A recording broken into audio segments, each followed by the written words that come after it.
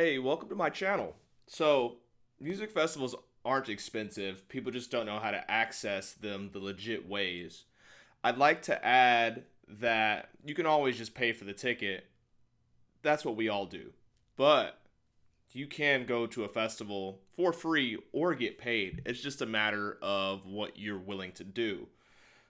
So, free tickets aren't necessarily just giveaways. Some people, content creators, they do giveaways for tickets. That's a thing. But it's a matter of earning them through value. What do you provide for the festival? What is their reasoning for wanting to hire you or have you be a part of their team to actually produce? So, what I'm going to add here is some legit ways for you to actually do that. So, I'm going to start with you can be a stagehand. There are a lot of people who are curious about how that works. So, basically, you assist with the build of the venue. You're building the stage, you're setting up lights, setting up lasers. They have people who also, this is all encompassed in the same thing, rigging, the people who go up in the air in the sky, putting up all the towers. Like that stuff doesn't just pop up. People have to go up there and actually create that. And it's kind of insane that we as humans have actually built this. We make this happen, and that's the beauty of a music festival. It's all ran and driven by us. Another angle, media and content creation. If you are really good with the camera, you have photography skills, you are an influencer, whatever that looks like to you, you can reach out to the companies that run these festivals. A lot of them are run by Live Nation, Insomniac, the companies we all love and know, right? But reaching out to the people who are doing the production or the company themselves and send them your portfolio. You never know the answer if you don't ask. So put some spark in your energy and just reach out. That's literally what you have to do. It's as simple as just doing that. You never know the answer if you don't ask. There's also a lot of events, especially smaller festivals. I've done this before myself with Secret Dreams. You can be part of the street team where you're putting up posters and flyers, you're handing them out at events. They track it for you or you track it for them. You send them, we use an app called Simple Crew. You upload where you're posting and where you're putting everything, the digital promo. Like different companies have different ways that they go about it. It's just a matter of how they run things. Different companies do different things. But for my one time doing it, I had to put up flyers, I had to hand out business cards, I had to put up posters even around my city and random places, wherever I happen to just be. And the what I earned from that was a free ticket to the festival. Yes, it's work. Yes, you have to go out of your way to do that. You have to spend time doing that, buying tape, all those little things. But I was able to go to my festival on my birthday and I didn't have to pay for a ticket. I had to pay with my time, but I didn't have to pay with money. So, depending on the value for you, in my eyes, that was worth it because I love the festival anyway. It was Tipper's last year, so I really wanted to get my couple Tipper sets in before he retired officially, the quote unquote. But that is a great way to get into festivals. Not every festival has a street team. A lot of them just promote through social media. And that's going to go to my next topic. You can be a social media influencer for a lot of these events. If you have a big following online, whether it's on TikTok, Instagram, YouTube, Twitch, whatever your sphere of influence is in, reach out to a lot of these companies and they will provide you with free access, free VIP tickets, GA tickets. It really just depends on what they're going for and their vision. But if you have a lot of followers, like for example, Breakaway, they do a lot of affiliate programs and they have like 15, 20 festivals across the country, in the US anyway. And if you have a decent following, they will gladly hook you up if you help them. It's a business at the end of the day. They are looking for more customers, and if you have a decent following, you can help them get more customers. So, something to think about. If you do have a following, use it to your advantage.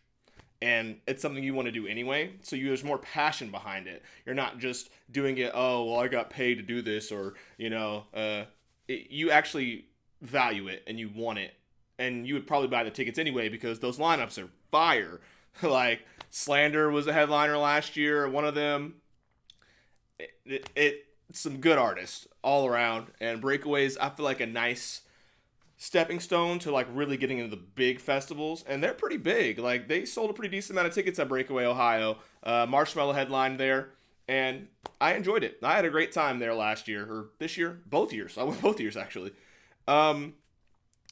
Another point, you can volunteer. So, not working directly with the festival, you're not working per se. You are working, but there's a lot of different angles that come with it. Whether it's a camping festival, they need people to usher people to park. They need people to do little vending things, charging lockers. There is so many opportunities. It's just a matter of what you're willing to do and what is open. If you actually want to go to a festival and you're willing to sacrifice maybe some of your favorite sets or some sets that you wanted to see, you have access to a ticket. It's a matter of if you're willing to sacrifice those sets for the ticket. And that's what it comes down to when it comes to working a festival in general. If you want to get paid, you're going to have to sacrifice some sets. And we all know that sucks. But you get to actually be part of the festival. And I think that's a beautiful thing in itself. You literally are helping make it happen. You are one of the pillars that actually create the event that we all love so much. What I will say, it's not the easiest job in the world. I'm not going to sit here and sugarcoat it. Sometimes you are working long hours. I've done some gigs where I'm working 8 to 16 hours a day for weeks at a time, camping out of my car. This is the reality of it. Literally grinding, but getting paid. I'm being able to see some of my favorite acts. I get some off days, so I was able, for example, at Electric Forest, that was the first festival that I worked in 2023. I was able to get Thursday, Friday off, and I was able to just enjoy myself. And I got to meet up with a whole bunch of friends. This is after working a whole bunch of 10-hour shifts for a week straight. But the reward was so sweet. I was able to enjoy Thursday, Friday, got to hang out with my friends, got to see a lot of music. The catering, they offer catering for the people who are working, which, I mean, you work in 16 hours, some good food definitely makes it a little easier to bear. But it's not easy. Some people don't have the time or the gall to want to work 8 to 16 hours a day for a couple weeks. It's a lot. And this is more so towards the stagehand side or rigging, if you're going up in the air, like I said earlier. But if you're willing to do it and put in the work, you can do that. And that's for stagehands specifically. Volunteers, they usually get there the day before the festival opens, work up until maybe the day after, and you get set hours. It's probably not as much as 8 to 16. I've never volunteered for a festival personally. I've just done a lot of production work, but I have a lot of friends who also volunteer, and you're giving up time for a free ticket and the ability to see some of your favorite sets and getting a taste of what it's like to be on the back end, because I think it's nice to see what it's like on the other side, because when you just buy tickets, you just go in to have a good time. It's all put up for you already. You get there and you're like, whoa, look at that main stage. It's crazy. But it's nice to be a part, once again, of something so beautiful that we all love so much. And another thing, early call times. I was getting up at 7 in the morning and getting off at 1 in the morning some nights, some days. Literally a 16-hour day almost. And they're like, yeah, teardown's at 8 in the morning, so make sure you're here at 8. Literally worked 15 hours, got to see Zed's Dead for an hour, went to bed, and then straight to it, 8 in the morning. And for me, worth it, 100%. I live for being able to be a part of something that I love so much. And you're getting paid. You have to miss a lot of the sets that you want to see. But how many times have you seen Zed's Dead? Let's be honest. And I still got to see Zed's Dead. I had to miss a lot of the undercard, which, not my favorite thing in the world, but it's okay. Another thing, you actually have to be a good worker. You got to grind. You can't just slack off and try to get a free ticket and sneak away. I mean, you can, but, you're not going to get a call back. If you actually want longevity and you want to do it for a long time, you got to sit there and you got to grind. You got to be on time. Honestly, what I've been told and how I operate, if you're on time, you're late. If you're late, you're really late. Get there 15 to 30 minutes early. Show the initiative. Show you actually care and show you actually want to be there. That's how you get callbacks. And that's how you get in the circles with people who want to invite you around. They want you around because they actually show up and they do a darn good job at it. So you got to be willing to actually put in the effort. And if the effort for the free ticket is getting up a little earlier and having to miss some sets, for me, that's worth it. It really just depends on the value you see in that. I mean, at the end of the day, I feel like it's about wanting the access and wanting to learn the industry. It's not necessarily about the clout or, oh, I have all access or whatever. Like, no, like you are a worker or a volunteer and you're creating something to ensure the patrons have a good time. And for me, that's beautiful. I love being able to just be a part of something that is genuinely something that saved my life, honestly. And I'm able to make some money from it.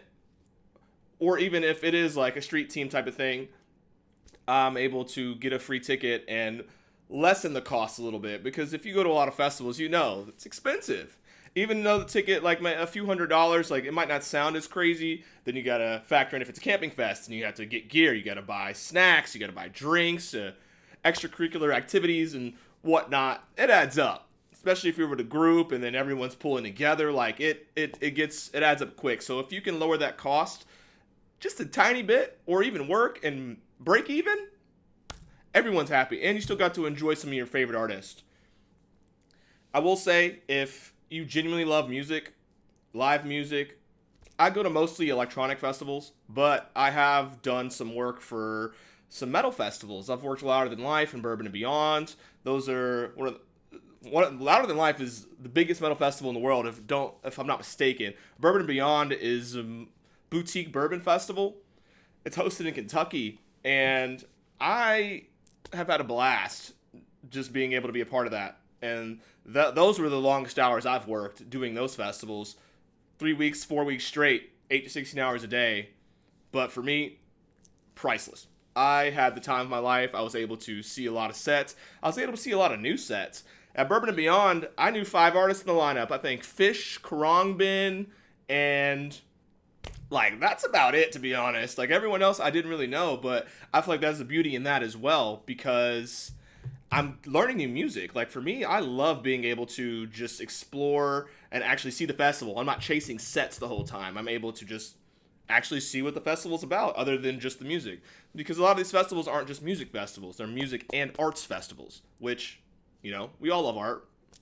Not AI art, but actual art. So it's nice to be a part of something that is just magnificent. Like I've said the same thing over and over, but if you really want to lock in and do it, you can. It's just a matter of putting the effort and doing it.